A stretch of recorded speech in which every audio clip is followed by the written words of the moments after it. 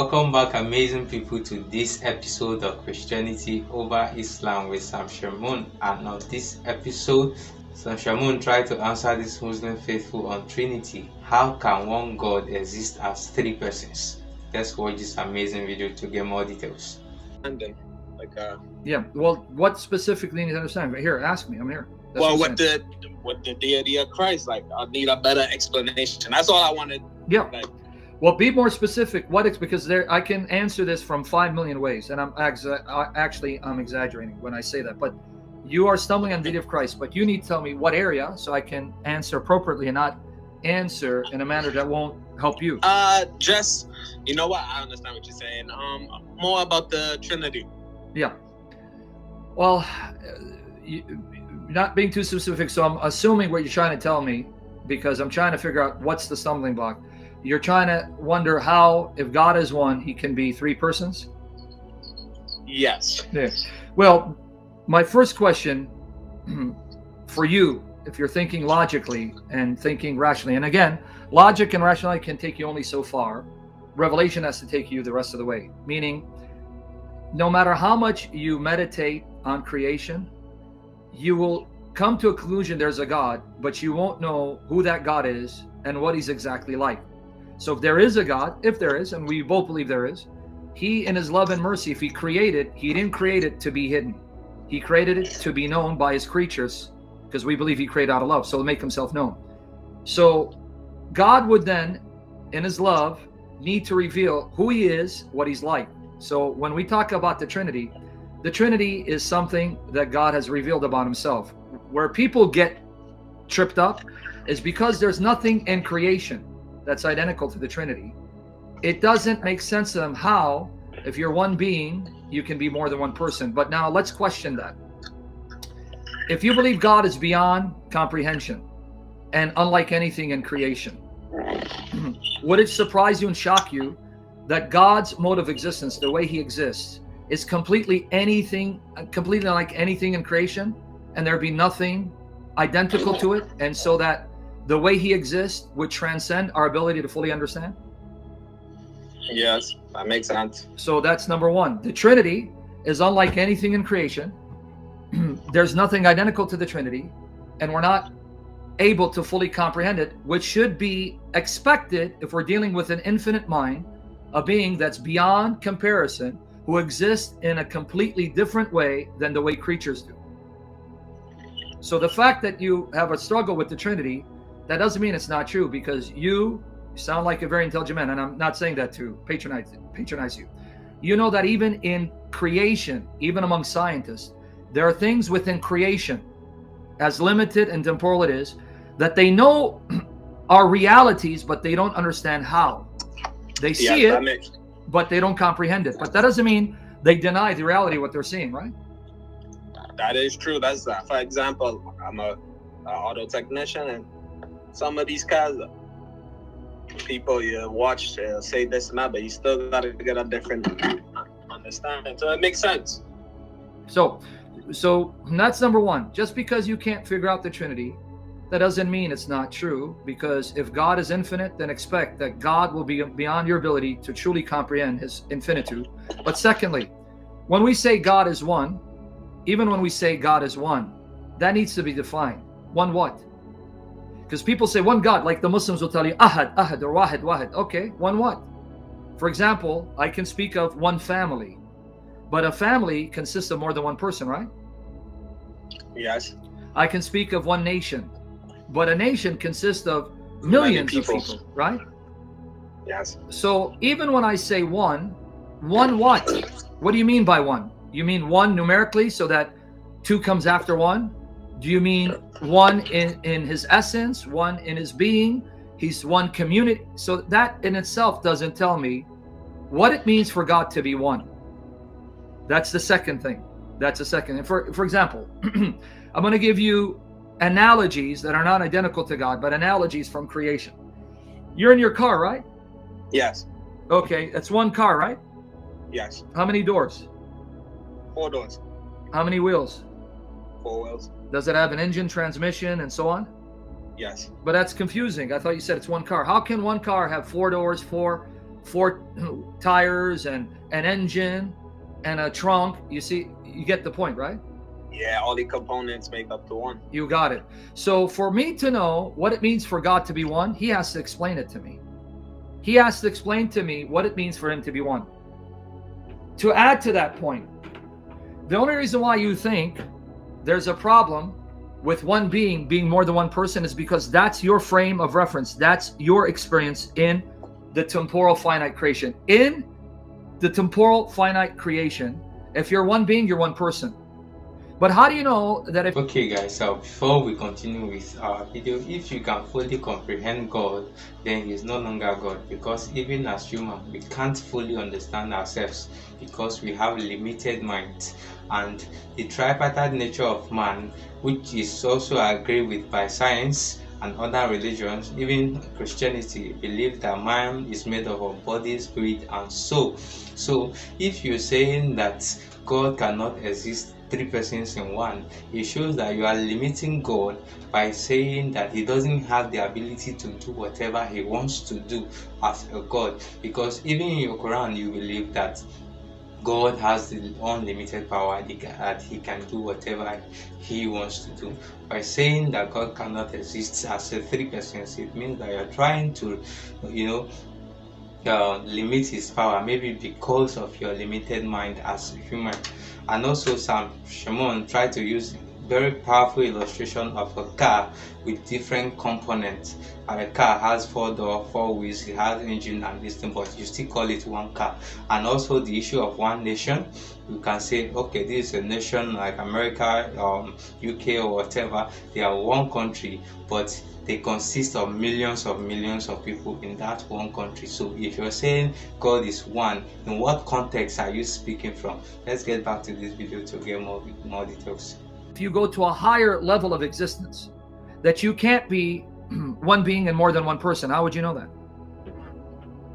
I wouldn't know that until I reach that point. That's my point. So if God tells you I exist, and I exist unlike anything creation, and my being is not limited the way your being is, that it's limited to a single person, right? Then this is how I exist. My existence transcends your existence. It's not multiple gods, but this one God is the Father in union with his eternal Word, the Son, and eternal Spirit. And that's the one God. So the one God cannot be other than the Father and his eternal Word, his Son, and his eternal Spirit. Can't be. That's what makes the one God the one God. So this is just who he is. So beyond that, I don't know what more I can add to help you, because the problem people face is because from their frame of reference, because we're not God, we don't have an infinite mind, we don't see the way God sees, we're creatures bound to time, space, and place, and we're bound in a world that is finite, limited, and temporal. So we only assess by what we see and experience. And in my experience, every being is a single person, which is also not completely true. Have you ever looked at Siamese twins? Yeah. So even among finite, temporal, created things, you do have beings that are multi-personal, but we see that as a deformity, because we know it's not normal for a human being to be more than one person. So when we see Siamese twins, we know that's a deformity, but still, nonetheless, there you have 2 persons attached to one body. Yeah. Right? But that's a deformity, obviously, because God did not design human beings to be multi-personal, and that one being is more than one person. In fact, if you have a person that's multi-personal, we call that a disease. That's schizophrenia. Because you can have in the psyche of a human being where he has multiple personalities, and one personality is not aware of the other. That is a fact, but that's schizophrenia.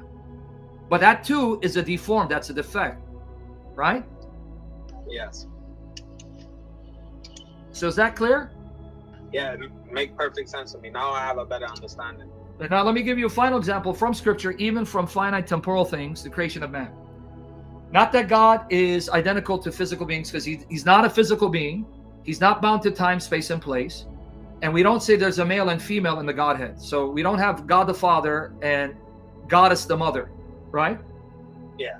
But in creation, God said, let us make Adam in our image after our likeness. But then it says, Adam is them. Let them have dominion over the world. I'm summing up the passage. So here he says, I create Adam. This Adam, he is in my image. But then he says, this Adam is them. And Genesis 1:27 tells us that Adam is male and female. The male and the female together are the one Adam. And in Genesis 5 verse 2, it says, in the day he created them male and female, and the day that he created them male and female, he called them and named them Adam. So the male is called Adam, the female, his wife, is called Adam. And then in Genesis 2:24 it says, for this reason a man shall leave his father and mother and cling to his wife, and the two shall become one flesh. Basar achad. Okay, now here's the problem. Eve, the female, has her own flesh body. She's a distinct physical being. The male Adam, her husband, has his own physical body. He's a distinct physical being, but it says the two are one. So here you can have two distinct physical beings, physical persons, still being one. How much more God, who's not limited the way we are?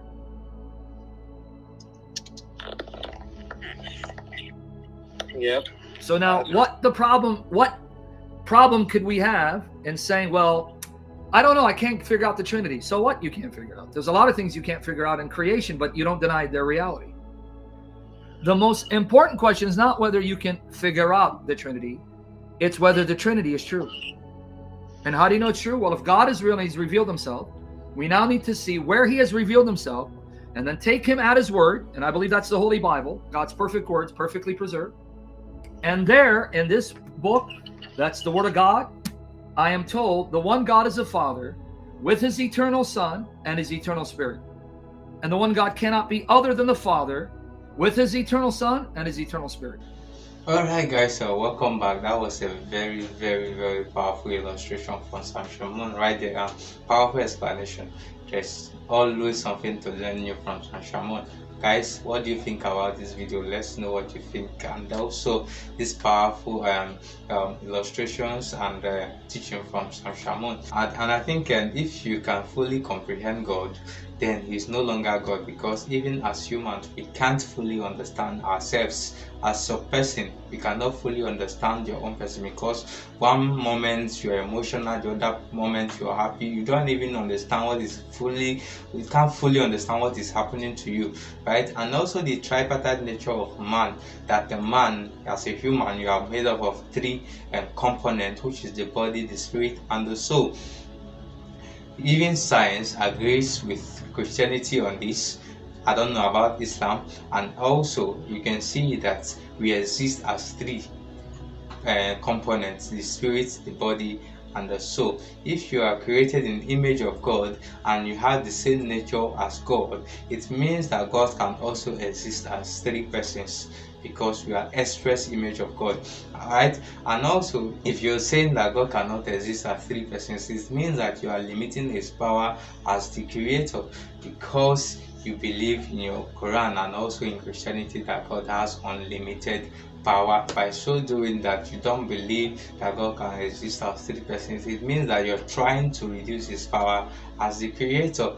And also he gives powerful illustration from different components of cars, and also existing as a nation, and also the marriage between a man and a woman, where a man will leave his father and his mother and cling to his wife, and the two shall become one flesh. He didn't say one body, he said one flesh. It means that the two of them has become one. And how can two different persons become one? And that is where the mystery of God lies. Guys, let's know what you think about this amazing debates, and also don't forget to share our videos with your friends and your family. See you in our next video, guys.